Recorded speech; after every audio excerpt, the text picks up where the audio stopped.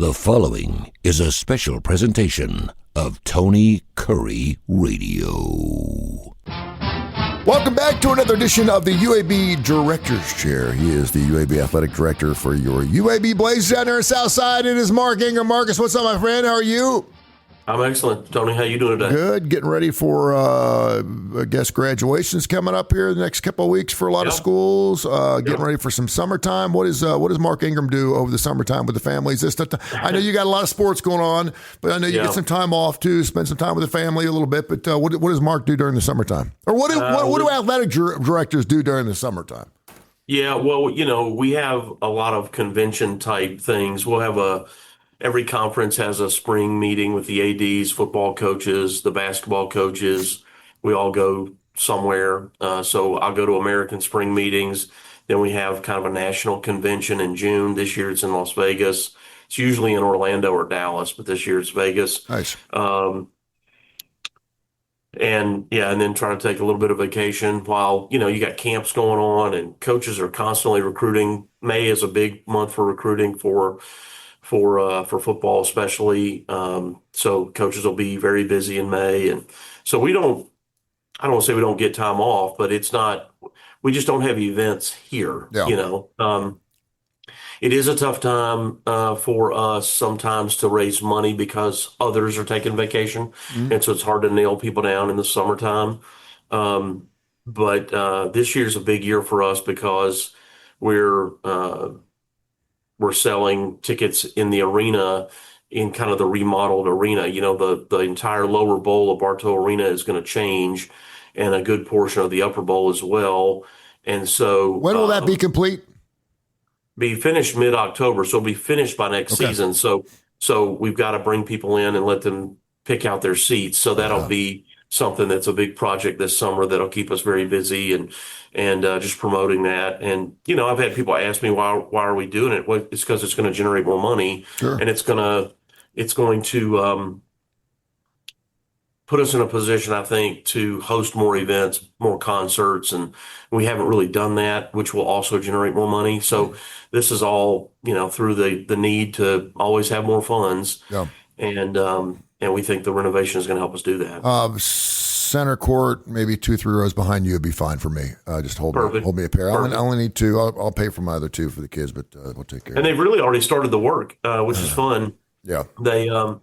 They've started kind of putting in, if you know what conduit is, think of the metal pipe that wires run through. They're starting to put some of that throughout the concourse now. We've still got our UAB graduation, so they can't do anything that's too destructive. They're not knocking walls down yet. But starting to do some things like that just to get ahead of the project. And they're even going to do some painting next week, which is fun. So they'll try to get some of that done before they even. When was the last time you renovated Bartow? It's never been renovated. Ever? I mean, nothing's outside putting paint. We've renovated locker rooms. Yeah. We've renovated the Champions Club and the Green and Gold room. Those hospitality spaces. So that's the first time, man. That's amazing. I mean, that really is. And I'll tell you what, we're going to redo the floor, the concourse I'm talking about. Mm-hmm. And so the contractor said, hey, we need you to pick out the color that you want it to be. And they had an idea, and I had an idea. We talked about it.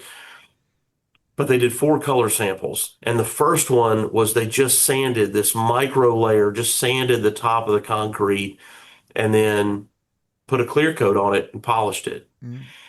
And Tony, I know that the concourse needs this. I cannot describe to you how filthy the floor looked, the old floor sitting next to this polished, which is what it was when they opened the door. Yeah. Well, that's basically what they're saying is like, this is what it was when they opened the door. That's what it's become right next to it. And you're looking at it. You cannot believe. Wow. There's no way for me to describe to you the difference. That's great. The dark brown, dark gray, even black in some spots. It needed some work. That over time, it's just happened. It's like I said, it's getting close to 40 years of popcorn grease and soda stains and foot traffic. And man, it is. it is going to be a remarkable change. Super excited for that. And again, coming in October. Info at TonyCurryRadio.net, info at TonyCurryRadio.net. You have any questions for Mark or for myself or anything about UAB, UABblazers.com. Check out UABsports.com, their website. Saw an interesting story. I always like to do a little prep before the show, and usually I'll just Google college sports, and then I'll just hit news and see what pops up. And I knew about this story a couple days ago, but it appears it's going to be happening now. TPG, which is a private equity firm, is buying Learfield, which is a huge sports identity. Anyone knows the broadcasting field knows just how big Learfield is when it comes to college sports. And this is going to be the first time, not the first time, but for some reason people hear the words private equity and it makes you kind of, because we know what private equity firms are. We know what they do. We know they buy things and they flip things and they sell things and everything else. And it's not to say that, and it's just another way, some people would say a great way to get other people invested in sports itself. When I say private equity firm and mix it with NCAA or college sports, how does that make you feel at this point? Because for the most part, private equity really hasn't played a big part in what's been going on right now.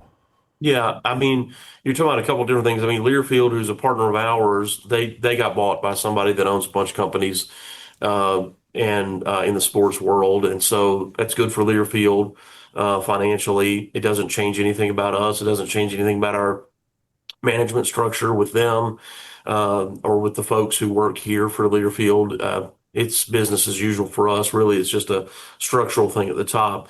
And they're keeping all their Learfield leadership. So to my knowledge, I don't think TPG is trying to come in and change what they do either. On the subject of private equity, what I think you've read a lot about is different schools talking about taking money from private equity firms. And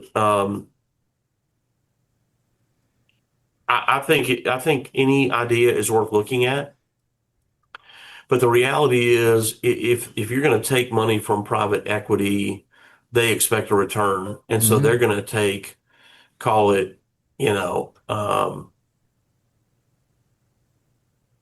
going to take 10 or 20% is what they're going to want of your earnings. Well, I could borrow money for like 2.5%, 3%. The university's bond rating is terrific. I could borrow money. The university could.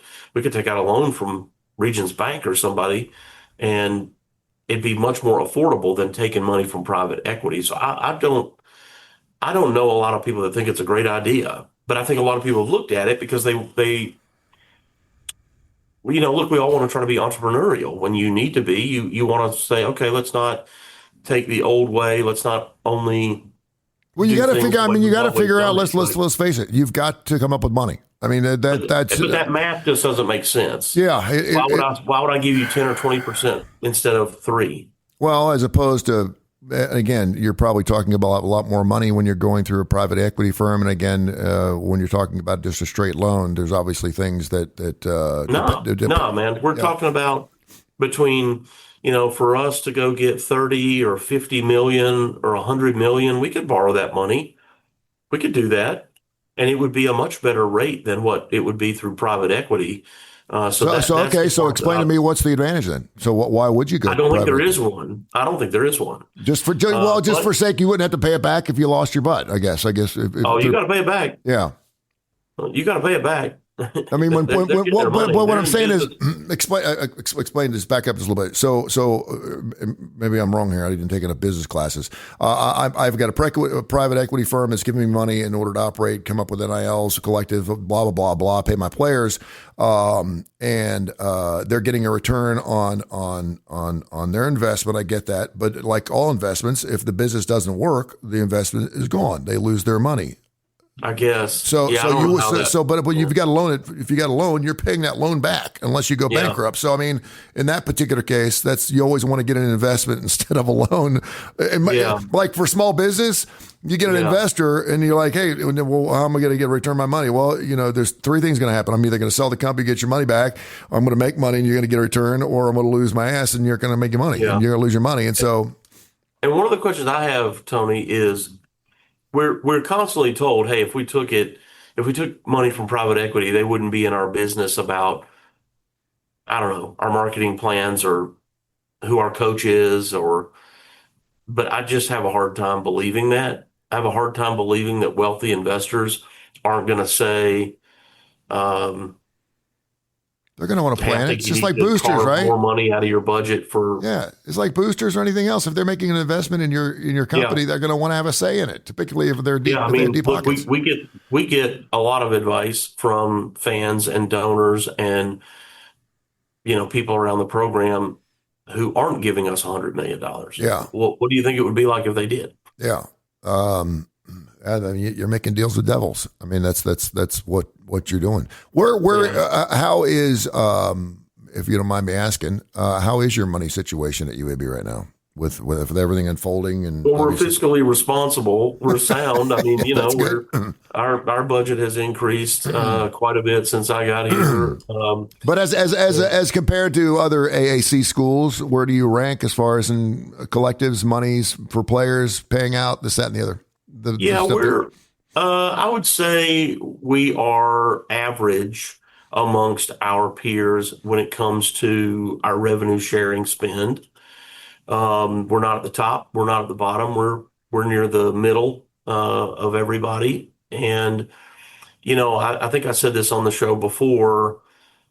Everywhere I've ever worked, Tennessee, Missouri, Georgia, Temple, and here, we always need more money. Yeah. But there's never enough money, right? There's a gap between having more and having enough. And even if next year we have more, for some reason, that gap from between more and enough never seems to change. And so we call that life. Yeah. Yeah. So we'll always need more. And as it relates to sort of operating budgets, we try to keep an eye more closely in the American with the people who were in Conference USA with us, because the people that were already in the American, take East Carolina, for example, we refer to them and South Florida and Memphis as incumbent members. Yeah. The incumbent members, they get a larger share from the conference revenues than we do. So some of what they are able to do, some of their budget is provided by the league.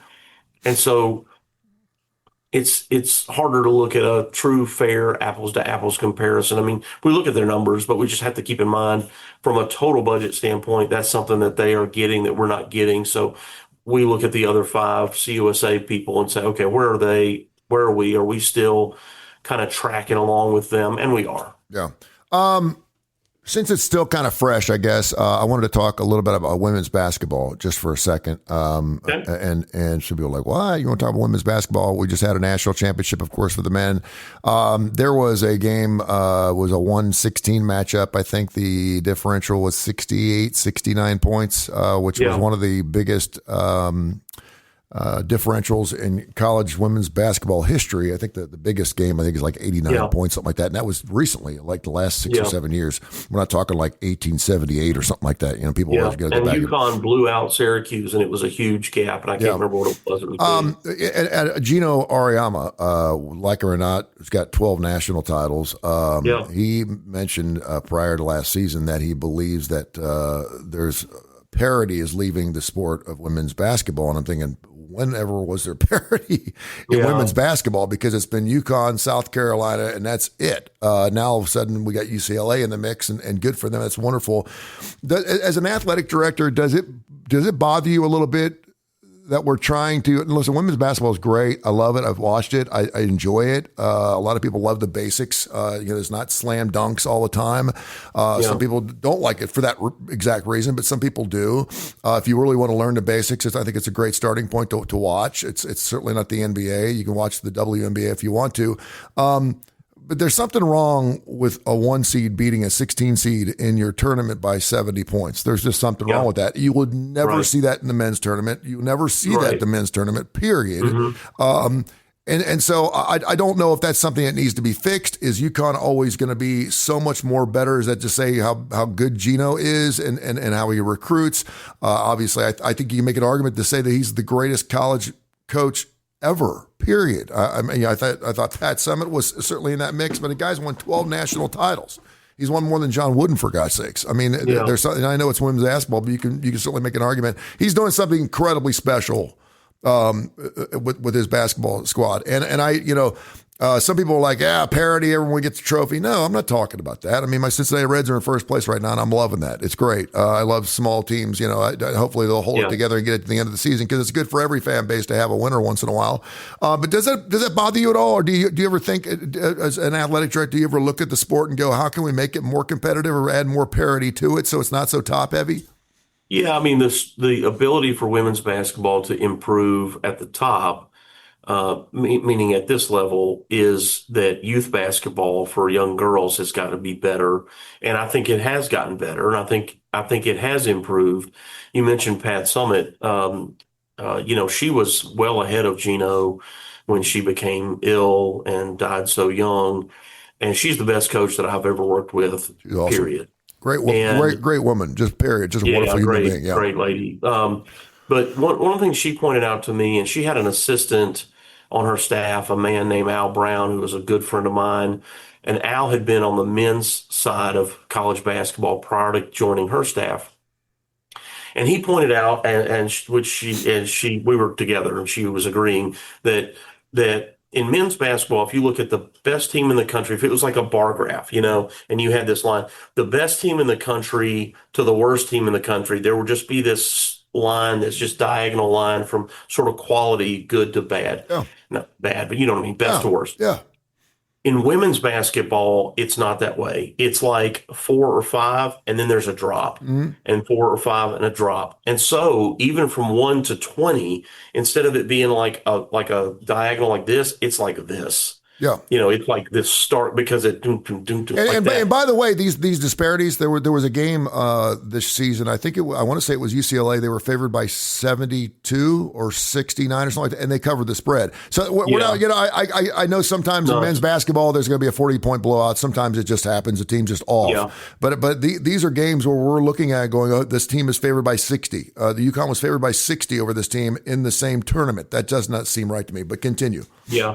That's the deal. I mean, it's just that there's a huge talent difference between the very best and even, like I said, is it pure talent? Is it coaching? Is it both? No, it's talent. It's just pure talent. I mean, the ball handling, the shooting, the size.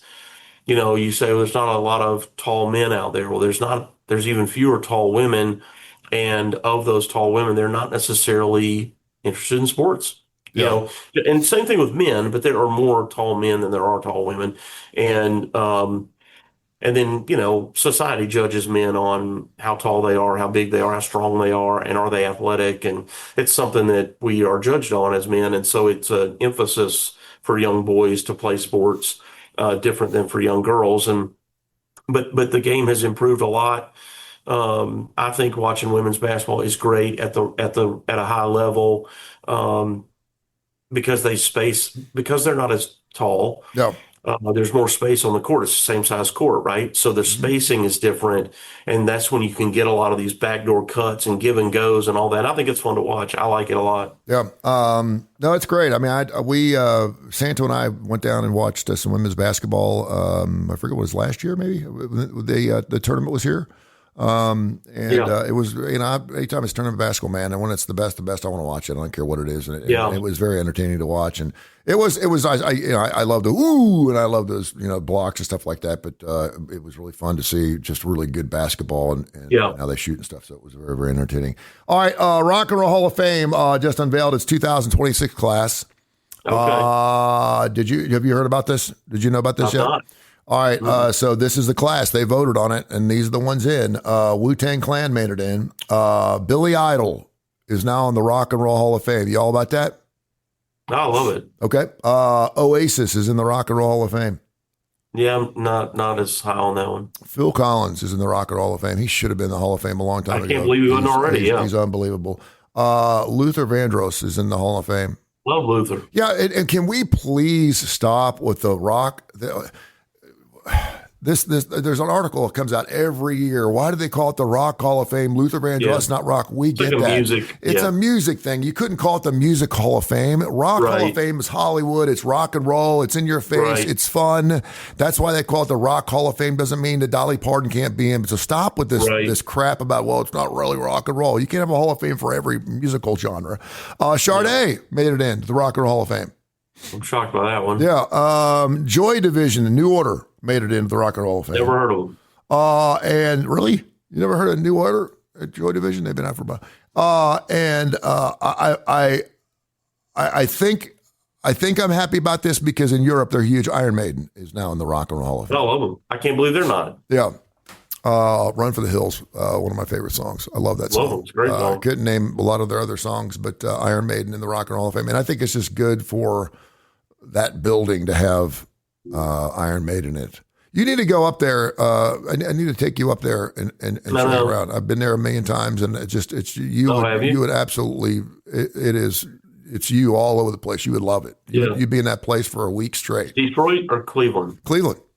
It's right on the river. It's right on. It's right off Lake Erie. There is a restaurant called the Whistleblower that is within walking distance. It's an old steamship that's got some pretty good seafood if you're into that kind of thing. It's kind of hard because it kind of stinks. It's Lake Erie. It's just smelly. I mean, Lake Erie. Remember that's the lake that caught on fire, right? That's how nasty that lake is. But you're real close to the downtown area, and it's a pretty part. And if you go in the wintertime where you have some lakefront snow and stuff, it's really pretty. And the building itself kind of sits by itself in this big, large area. So I mean, it just stands there by itself. You can't miss it. It's beautiful. So that's a bucket list for you. You should go this summer. Yeah. You should do it. All right, my man. I appreciate everything you do. Thank you so much. We'll catch up next week. We'll catch up all summer. We'll maybe get into some more rock and roll things. If you got anything interesting you want to get into, we've done some guitar lists, things like that. Since things are just a little slow, you let me know and we'll get into it, okay? All right. Sounds good. Thank you, my brother. I'll talk to you a little bit. Bye, Tony. This has been a special presentation of Tony Curry Radio.